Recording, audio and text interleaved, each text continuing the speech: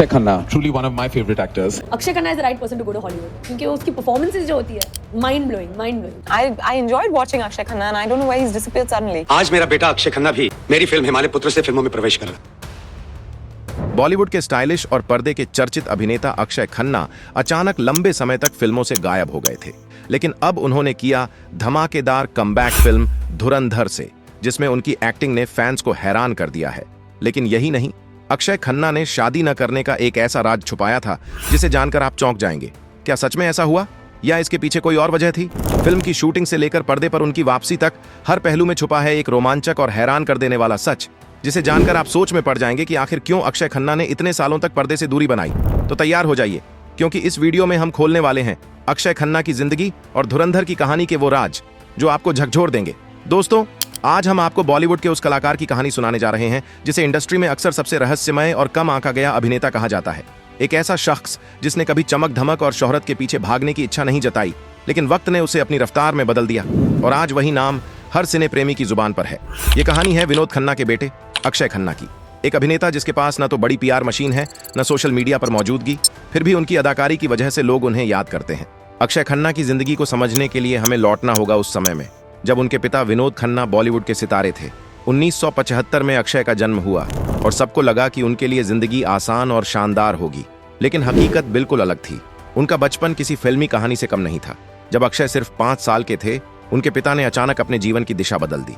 उन्होंने मुंबई छोड़ दिया और अमेरिका के ओरेगन चले गए। आचार्य रजनीश के प्रभाव में आकर अपना करियर और परिवार पीछे छोड़ दिया। उनके साथ न रही उनकी पत्नी गीतांजलि तलेयार खान और 2 छोटे बेटे अक्षय और राहुल। छोटे अक्षय के लिए यह अनुभव बेहद चुनौतीपूर्ण था। उस उम्र में कोई भी बच्चा यह नहीं समझ सकता कि माता पिता की अनुपस्थिति और जीवन के इतने बड़े बदलाव का मतलब क्या होता है। वह सिर्फ यह जान सकते थे कि उनका पिता अचानक उनके जीवन से गायब हो गया और उनकी दुनिया एक पल में बदल गई। इस बीच विनोद खन्ना और गीतांजलि का रिश्ता टूट गया और उनका तलाक हो गया। इसके बाद विनोद ने दूसरी शादी की, इस बार कविता खन्ना से, और उनके 2 और बच्चे साक्षी और श्रद्धा हुए। इस पूरे पारिवारिक बदलाव, बिखराव और पिता की अनुपस्थिति ने छोटे अक्षय के अंदर एक गहरी खालीपन की अनुभूति छोड़ दी। यही खालीपन धीरे धीरे उनका व्यक्तित्व का हिस्सा बन गया और उन्हें एक शांत, अंतर्मुखी और थोड़े अलग किस्म के इंसान के रूप में ढाला। जब कुछ सालों बाद विनोद खन्ना वापस लौटे तो यह कहना मुश्किल था कि उनके मन में ज्यादा पछतावा था या अपने बेटे को बॉलीवुड में बड़े स्टार के रूप में लॉन्च करने की जिद। 90 के दशक के अंत में उन्होंने तय किया कि अक्षय खन्ना को बड़े ही धूमधाम के साथ सिनेमा में पेश किया जाएगा। यही सोच जन्मी फिल्म हिमालय पुत्र की। इस फिल्म को लेकर विनोद खन्ना किसी भी तरह का समझौता करने को तैयार नहीं थे। उनका मानना था कि अक्षय की पहली फिल्म किसी भी मामूली तरीके से नहीं होनी चाहिए। बताया जाता है कि हीरोइन का चुनाव करने के लिए उन्होंने पूरे भारत की लड़कियों को रिजेक्ट किया और सीधे लंदन तक का सफर किया। वहां अखबारों में विज्ञापन दिए गए, सैकड़ों ऑडिशन लिए गए और आखिरकार अंजला जावेरी का चयन हुआ। इतना पैसा, इतनी मेहनत और विदेशों की दौड़, सब कुछ सिर्फ इसलिए ताकि दुनिया देख सके कि विनोद खन्ना का बेटा बड़े पैमाने पर फिल्म में कदम रख रहा है। दिलचस्प बात यह है कि हिमालय पुत्र की कहानी और अक्षय की वास्तविक जिंदगी में एक अजीब समानता थी। फिल्म का किरदार अभय अपने खोए हुए पिता को खोजने की कोशिश करता है, ठीक उसी तरह जैसे अक्षय ने अपने पिता की अनुपस्थिति को महसूस किया। फिर 1997 में फिल्म रिलीज हुई और जो उम्मीदें अक्षय और उनके पिता ने बांधी थीं, वे एक झटके में ध्वस्त हो गईं। बॉक्स ऑफिस पर फिल्म बुरी तरह फ्लॉप रही और अक्षय खन्ना का करियर शुरुआत में ही ठोकर खा गया। उस समय शायद किसी ने सोचा भी नहीं था कि यह पहला झटका उनके लंबे और सफल करियर की नींव बनने वाला था। लेकिन किस्मत ने कुछ ऐसा पल दिया जिसने सबको चौंका दिया। जेपी दत्ता अपनी मल्टी स्टारर फिल्म बॉर्डर पर काम कर रहे थे। इस फिल्म में सेकंड लेफ्टिनेंट धर्मवीर का रोल पहले कई बड़े सितारों सलमान खान, आमिर खान, अक्षय कुमार और अजय देवगन को ऑफर किया गया था, लेकिन सभी ने इसे ठुकरा दिया। कारण साफ था, उन्हें लगा कि सनी देओल के सामने उनका किरदार केवल सहायक बनेगा और वही रोल जिसे इन दिग्गजों ने छोटा समझकर छोड़ दिया, अक्षय के लिए सुनहरा अवसर बन गया। फिल्म रिलीज होते ही बॉर्डर ब्लॉकबस्टर बन गई। जिसने अक्षय को अपने पिता की फिल्म से नहीं मिला, वही मल्टी स्टारर उन्हें बॉलीवुड की दुनिया में पहचान दिला गई। लेकिन बॉलीवुड हमेशा इतनी आसानी से किसी को टिकने नहीं देता। बॉर्डर की सफलता के बावजूद अक्षय को कई चुनौतियों का सामना करना पड़ा। उन्हें इंडस्ट्री में बॉक्स ऑफिस पॉइजन का टैग लग गया और उनकी अगली कुछ फिल्में जैसे डोली सजा के रखना, लावारिस और कुदरत बॉक्स ऑफिस पर ठंडी पड़ गईं। आलोचकों और दर्शकों ने कह दिया कि अक्षय केवल मल्टी स्टारर फिल्मों में ही दम दिखा सकते हैं, अकेले फिल्म को हिट करना उनके बस की बात नहीं। तभी आया सुभाष घई का जादू और फिल्म ताल। इस फिल्म में अक्षय का किरदार मानव इतना प्रभावशाली और क्लासिक था कि उन्होंने अपने अभिनय से अनिल कपूर जैसे बड़े स्टार के सामने भी अपनी अलग पहचान बनाई। इस फिल्म ने अक्षय को साबित कर दिया कि वे केवल मल्टी स्टारर फिल्मों के लिए नहीं बने हैं, बल्कि अपने दम पर भी स्क्रीन पर जलवा दिखा सकते हैं। इसी दौरान उनके निजी जीवन की भी चर्चा हुई। अफवाहें उड़ी कि अक्षय और ऐश्वर्या राय के बीच रोमांस था। अक्षय ने बाद में करण जौहर के शो पर स्वीकार किया कि ऐश्वर्या की खूबसूरती ने उन्हें पूरी तरह मंत्रमुग्ध कर दिया था और वह अक्सर उन्हें घूरते रहते थे। उन्होंने ऐश्वर्या को इंडस्ट्री की सबसे आकर्षक और सेक्सी लड़की बताया। हालांकि यह रिश्ता आगे नहीं बढ़ सका, क्योंकि उसी समय ऐश्वर्या का नाम सलमान खान के साथ जुड़ने लगा। ताल ने अक्षय खन्ना के करियर की दिशा ही बदल दी। लगातार फ्लॉप फिल्मों की वजह से जो अभिनेता लगभग हाशिए पर चला गया था, वही अचानक फिर से इंडस्ट्री के भरोसेमंद नामों में गिना जाने लगा। इस फिल्म ने उन्हें दोबारा ए लिस्ट एक्टर्स की कतार में खड़ा कर दिया। इसके ठीक 2 साल बाद 2001 में आई एक ऐसी फिल्म जिसने सिर्फ सितारों को नहीं बल्कि पूरे बॉलीवुड की सोच को हिला दिया, दिल चाहता है। लेकिन इस फिल्म की कास्टिंग जितनी सधी हुई लगती है, उतनी ही उलझी और ड्रामे से भरी इसकी बैक स्टोरी थी। कम ही लोग जानते हैं कि फरहान अख्तर की शुरुआती योजना कुछ और थी। उनके दिमाग में बेफिक्र, शरारती और खुलकर जीने वाला आकाश का किरदार अक्षय खन्ना के लिए लिखा गया था, जबकि शांत और संवेदनशील सिड की भूमिका के लिए ऋतिक रोशन को सोचा गया था। लेकिन किस्मत ने करवट बदली। ऋतिक रोशन ने फिल्म से खुद को अलग कर लिया और तभी आमिर खान की एंट्री हुई। आमिर ने साफ शब्दों में कहा कि वे केवल आकाश का किरदार ही निभाएंगे। अब सवाल था, क्या अक्षय खन्ना जैसे स्टार किड का अहंकार आड़े आएगा? लेकिन यहां अक्षय ने वो किया जो बहुत कम लोग करते हैं। बिना किसी विवाद, बिना किसी शिकायत उन्होंने चुपचाप किरदार बदल लिया और सिड बनना स्वीकार कर लिया। विडंबना देखिए, फिल्म में सबसे ज्यादा मस्ती आमिर और सैफ ने की, लेकिन जो गहराई, सम्मान और अभिनय की सराहना मिली वो अक्षय खन्ना की झोली में आई। आलोचकों ने माना कि फिल्म का सबसे परिपक्व और यादगार किरदार वही था। एक तलाकशुदा, शराब की लत से जूझती महिला डिंपल कपाड़ियां से प्रेम करने वाले एक अंतर्मुखी युवक का किरदार निभाकर अक्षय ने यह साबित कर दिया कि उनकी सोच और अभिनय उम्र से कहीं आगे है। लेकिन कैमरे के पीछे उनकी जिंदगी किसी रोल से कम दर्दनाक नहीं थी। उसी दौर में अक्षय एक ऐसे शारीरिक और मानसिक संकट से गुजर रहे थे जो किसी भी युवा हीरो के करियर को खत्म कर सकता था। तेजी से बढ़ता गंजापन। जरा सोचिए, एक ऐसा लड़का जिसकी उम्र मुश्किल से 19-20 साल हो, जिसका पूरा भविष्य उसके चेहरे और लुक्स पर टिका हो, और उसके बाल अचानक मुट्ठियों में झड़ने लगे। बाद में अक्षय ने इस अनुभव को शब्दों में बयान करते हुए कहा था, यह ऐसा था जैसे किसी पियानो बजाने वाले की उंगलियां काट दी जाएं। हर सुबह आईने में खुद को देखना और यह महसूस करना कि जवानी हाथ से फिसलती रेत की तरह निकल रही है। यह डर सिर्फ बालों के झड़ने का नहीं था, यह डर था करियर के खत्म हो जाने का। जो लोग कभी अक्षय खन्ना के चेहरे और चार्म की मिसालें दिया करते थे, वही लोग अब बंद कमरों में उनके विग और हेयर ट्रीटमेंट की फुसफुसाहटें करने लगे थे। इंडस्ट्री का यह बदला हुआ रवैया उनके भीतर कहीं न कहीं एक असुरक्षा भरने लगा।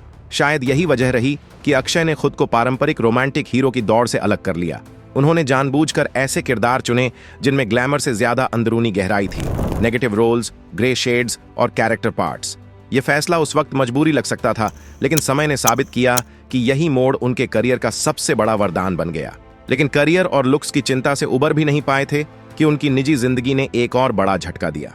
90 के दशक के आखिर में जब करिश्मा कपूर और अजय देवगन का रिश्ता टूटा, तो करिश्मा को अक्षय खन्ना में एक भावनात्मक सहारा मिला। यह रिश्ता सिर्फ अफवाहों तक सीमित नहीं रहा। बात इतनी आगे बढ़ी कि शादी तक की चर्चाएं शुरू हो गईं। करिश्मा के पिता रणधीर कपूर इस रिश्ते से खुश थे। उन्होंने खुद विनोद खन्ना के घर बात भिजवाई। दोनों परिवारों की सहमति लगभग तय मानी जा रही थी और फिल्मी पत्रिकाओं में खबरें छपने से बस एक कदम दूर थीं।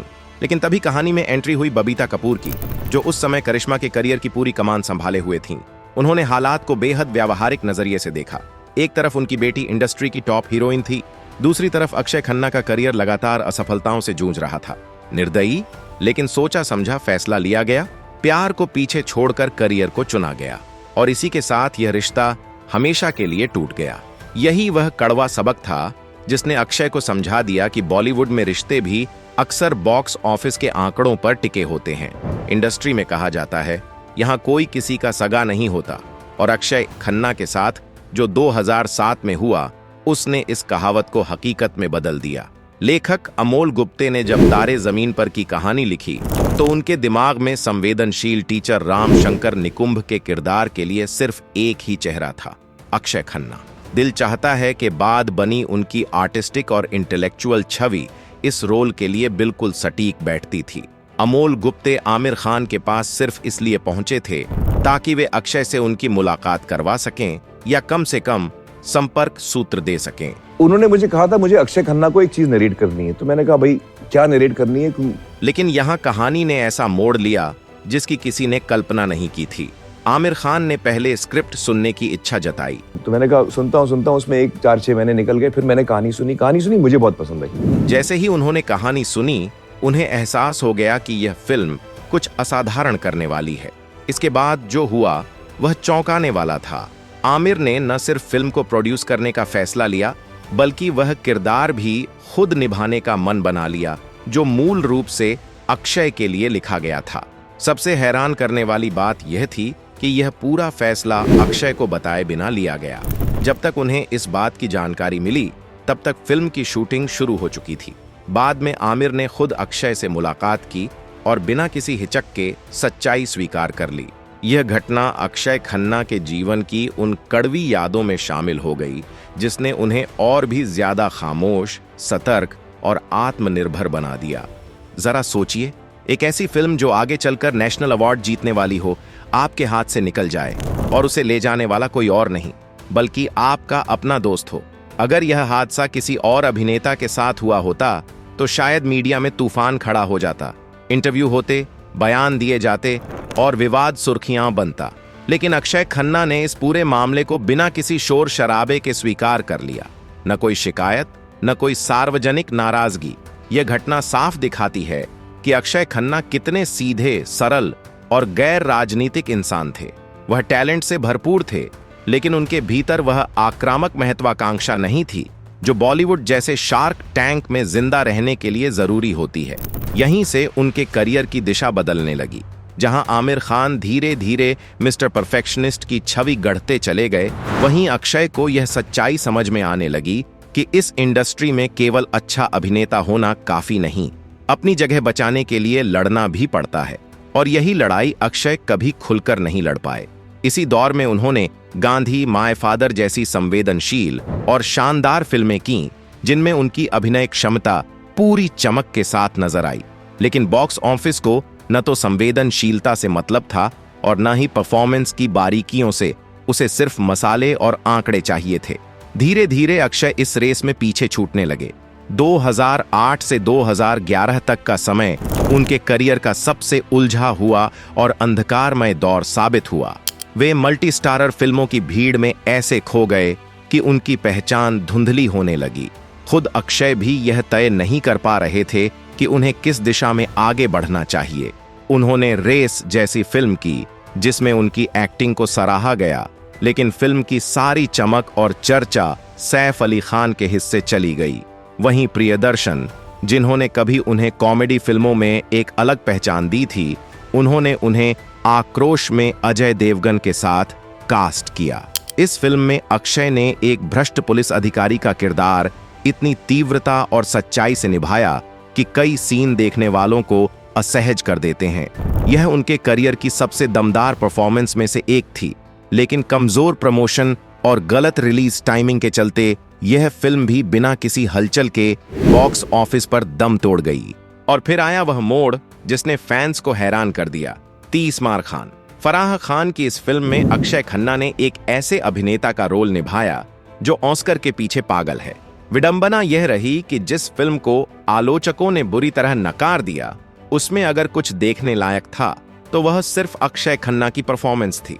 ये दौर उनके करियर का ऐसा समय था जहां हर सही कदम भी गलत नतीजा दे रहा था और हर बेहतरीन अभिनय भी भीड़ में दबता चला जा रहा था।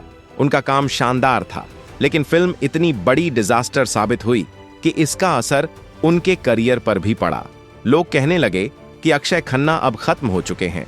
इसके बाद आई गली गली चोर है आई, जो बॉक्स ऑफिस पर फेल रही, और इसी फिल्म के बाद अक्षय खन्ना अचानक गायब हो गए। ये कोई छोटा ब्रेक नहीं था, बल्कि एक पूर्ण अज्ञातवास था। 4 साल तक ना कोई फिल्म, ना कोई पार्टी, ना कोई इंटरव्यू और ना ही किसी अवार्ड शो में उनकी झलक। मानो धरती ने उन्हें निगल लिया हो। बॉलीवुड, जो गॉसिप का भूखा है, उसने तुरंत अपनी कहानियां बनानी शुरू कर दी। बाजार में यह खबर आग की तरह फैली कि अक्षय खन्ना को शराब की भयानक लत लग चुकी है और वे अपनी सुध बुध खोकर किसी रिहैब सेंटर में हैं। लोगों ने कहना शुरू किया कि विनोद खन्ना के बेटे का भी वही रास्ता बन गया है जिस पर कई स्टार किड्स बर्बाद हो चुके हैं। मैगजीनों में आर्टिकल छपने लगे कि कैसे एक होनहार एक्टर अपने ही डिप्रेशन और नशे के प्याले में डूब गया है। लेकिन इन बंद दरवाजों के पीछे की सच्चाई उन अफवाहों से कहीं अधिक गहरी और दर्दनाक थी। हकीकत यह थी कि अक्षय खन्ना किसी गलत आदत में नहीं बल्कि एक गहरे क्रिएटिव थकान के दौर से गुजर रहे थे। लगातार कैमरे के सामने रहना उन्हें अंदर से खाली करने लगा था। लेकिन उनके अचानक गायब होने की सबसे बड़ी वजह निजी थी, उनके पिता विनोद खन्ना की बिगड़ती सेहत। रिपोर्ट्स के अनुसार इसी दौरान वे गंभीर बीमारी से जूझ रहे थे। अक्षय ने चकाचौंध भरी मुंबई से दूरी बनाकर अलीबाग में एक शांत जीवन चुना। वहां उन्होंने किताबों, प्रकृति और अकेलेपन में खुद को फिर से खोजा। जिस दौर को लोग उनका पतन समझ रहे थे, वही असल में उनका रीसेट बटन था। वे पीछे हटे ताकि आगे और मजबूती से लौट सकें।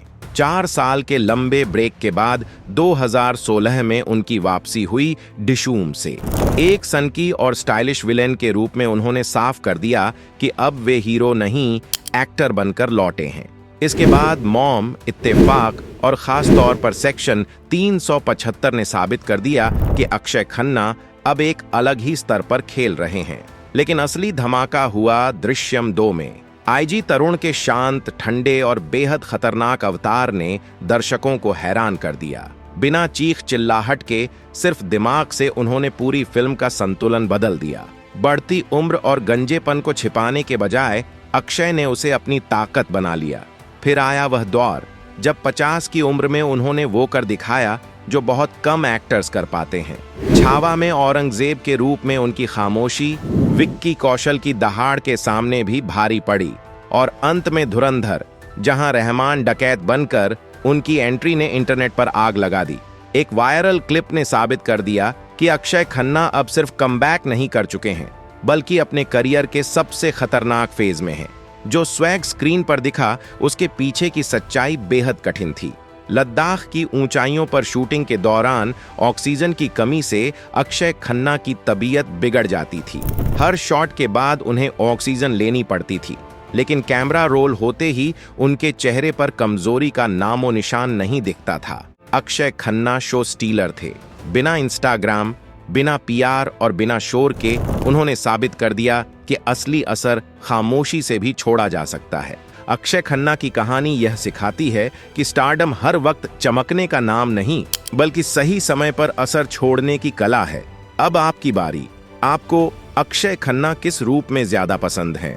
इस वीडियो में बताए गए कुछ निजी किस्से मीडिया रिपोर्ट्स पर आधारित हैं, जिनकी आधिकारिक पुष्टि नहीं हुई है। वीडियो पसंद आया हो तो लाइक करें, शेयर करें और चैनल को सब्सक्राइब करना न भूलें। धन्यवाद।